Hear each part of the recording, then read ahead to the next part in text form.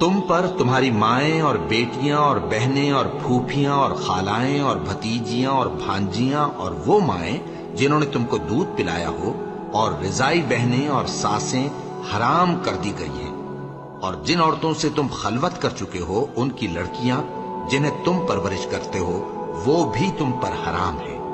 ہاں، اگر ان کے ساتھ تم نے خلوت نہ کی ہو تو ان کی لڑکیوں کے ساتھ نکاح کر لینے میں تم پر کچھ گناہ نہیں، اور تمہارے صلبی بیٹوں کی عورتیں بھی اور دو بہنوں کا اکٹھا کرنا بھی حرام ہے، مگر جو ہو چکا سو ہو چکا، بے شک اللہ بخشنے والا ہے،